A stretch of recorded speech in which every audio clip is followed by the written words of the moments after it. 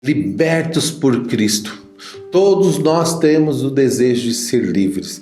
Todos nós temos o desejo no nosso coração de ter essa liberdade. Me chamo Fabiano e você está na Palavra do Dia. Hoje vamos contemplar a segunda leitura, só um versículo da segunda leitura que nos diz assim: visto que os filhos têm em comum a carne e o sangue, também Jesus participou da mesma condição para assim destruir com a sua morte aquele que tinha o poder da morte, isto é, o diabo, e libertar os que por medo da morte estavam a vida toda sujeitos à escravidão.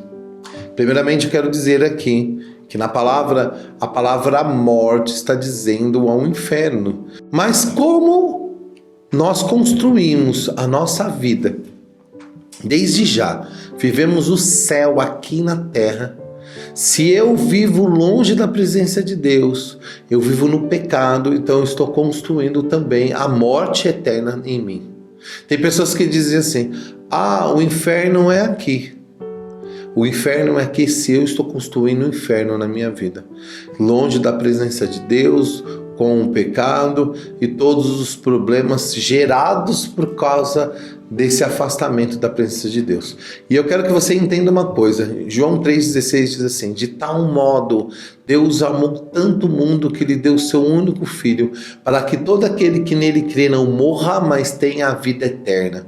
Jesus veio para nos salvar. O Senhor mandou o teu filho único para nos salvar. Eu e você temos o preço de um sangue de um Deus. E Deus amou tanto, nos ama tanto, que Ele entregou o teu filho para que eu e você não estivesse sob o jugo dessa morte, essa morte causada pelo pecado, essa morte causada por esse jugo do pecado, mas sim tivéssemos a vida eterna. Então a primeira coisa que precisa acontecer em nós é aceitar essa graça de vivermos junto com o Senhor. Primeiro que Jesus nos salvou, eu aceitei o projeto de salvação da minha vida, que Deus me amou, que Deus me liberta da morte, porque Ele quer a vida eterna para mim. Então eu não quero viver uma vida trilhada no Senhor, é isso, longe do pecado.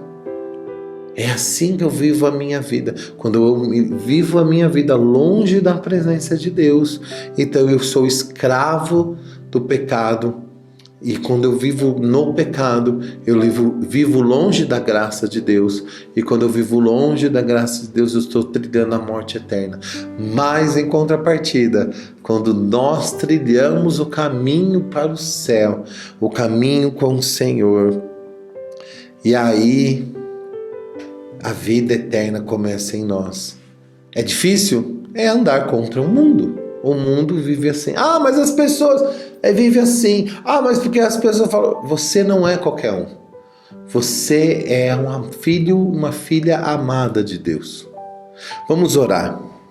Senhor, eu peço que nesse momento derrame o teu sangue sobre nós, derrame a tua graça sobre nós, derrame o teu poder sobre nós, Senhor, e que nós possamos primeiramente ser libertos do pecado e da morte, que nós possamos ser libertos de todo o mal. Pai, em nome de Jesus, vem nos libertando com o sangue de Jesus de toda a escravidão, de todo o pecado, de toda a morte, de toda a enfermidade, de todo jugo lançado contra nós, de toda maldição. Quebra, Senhor, hoje nesse dia, toda palavra de maldição lançada contra mim, contra as pessoas que eu amo.